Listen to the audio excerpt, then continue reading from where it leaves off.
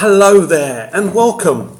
So I finally completed the first season of Daredevil. What an outstanding piece of work, boys and girls. It's hard to kind of explain myself here, why I loved it so much, but I'm going to try.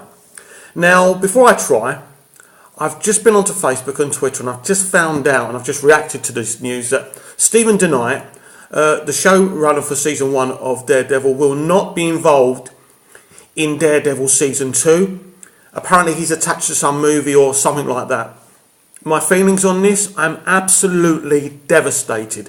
I've admired Stephen DeKnight since Smallville, especially Smallville season 6. I remember seeing him speak on a Smallville documentary called Big Fans. The way he talked just really inspired me.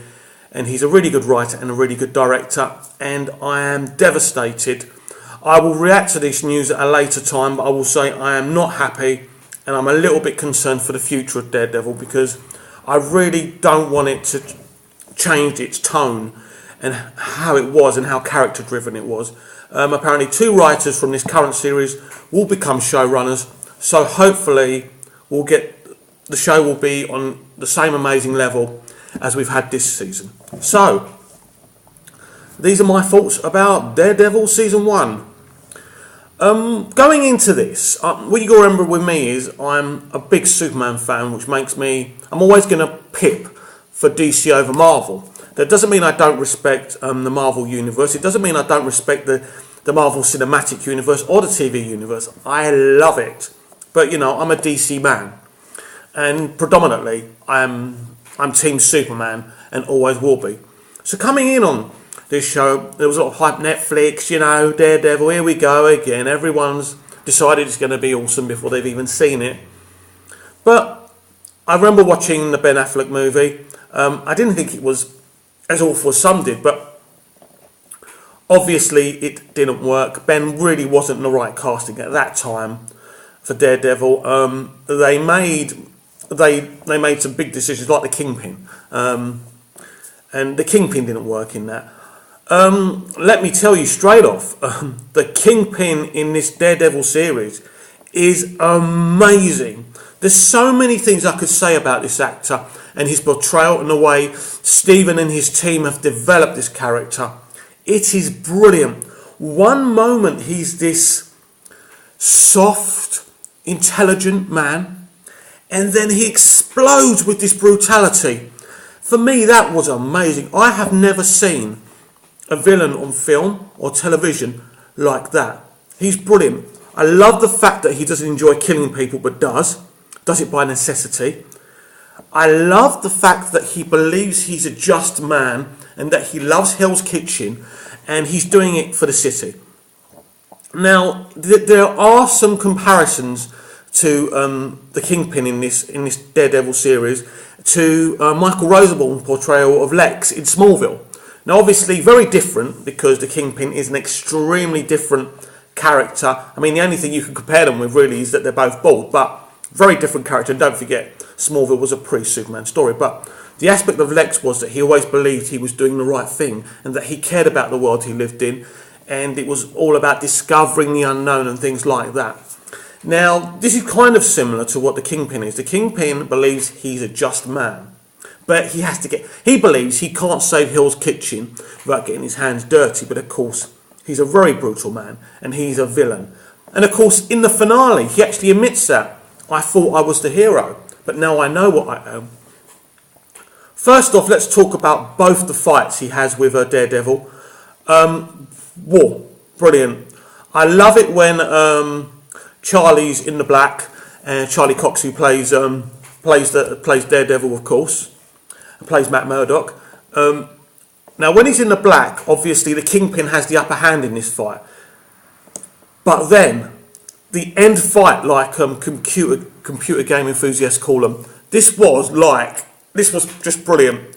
You had the Kingpin's explosive ferociousness, and you had Daredevil at a really he was more confident this time. He had the red suit on. He always believes in what he's doing, but this time, he's settled with it. There's no one going to stop him from being this hero now. And he's got this protective clothing on. and he can really fight him without worrying too much.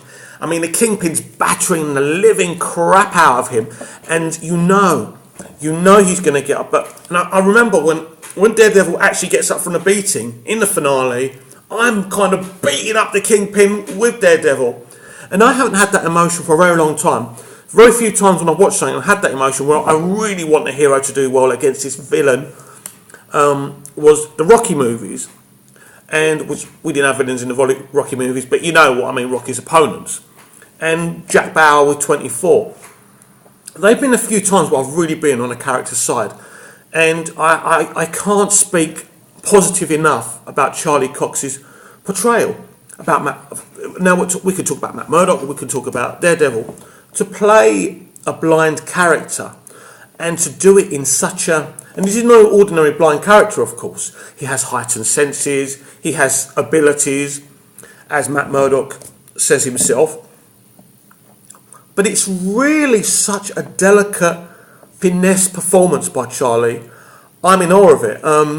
Someone who admires acting so much and who's done it on an amateur level, a very amateur level, but has done it and I enjoy doing it.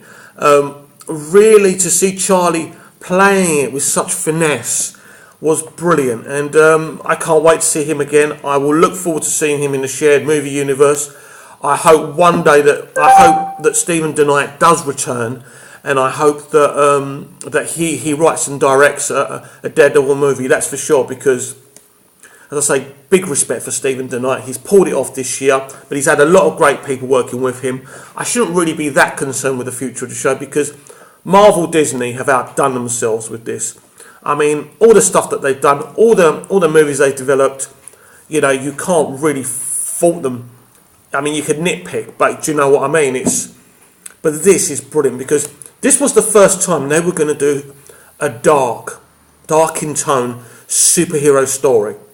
And they have pulled it off. Not only have they pulled it off, they have changed everything. Now, people out there will expect this from all superhero shows. You're not going to get it from the CW one. Forget it. Arrow had an amazing dark season in season 2 last year.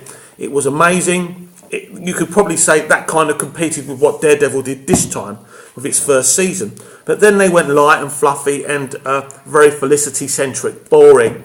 And I love Arrow, and I love ML, and I love the Arrow and the Flash showrunners, and I like what they've done with it. But, you know, that's what I'm talking about. I love the fact that Daredevil really didn't focus on love interests. I mean, Matt had a kind of a love interest, but it wasn't really elaborated on. Kind of the Kingpin had a love interest, but the way they did it was so brilliant. And the characters were just... I've never seen characters done like this on television or film. You really just felt like you wanted to know more about them. It was amazing. The whole thing, I mean, the way the Kingpin was developed was brilliant. But let's not take anything away from Charlie. The guy who played Foggy and the girl who played Karen, amazing. Let me just speak about Karen and the writing and the performance by the actress. This is one of the few, the only other one I can actually compliment to say I've loved this much from a female character point of view is Vera Farmiga, who plays Norma Bates in Bates Motel. But, you know, this girl who played Karen was brilliant. I fell in love with the character straight away. I fell in love with the performance, and you actually like her instead of wanting to just push her off a very tall building, which is the norm with Hollywood female characters, unfortunately. It's kind of a shame because I've only got like 10 minutes to do this video and it's nearly finished. I've got so much more to talk about but it's an outstanding achievement. It really is. I'm shocked I like it so much. I'm shocked that Marvel were able to pull off this dark TV series so well. You just watched it and you just couldn't believe what you're watching.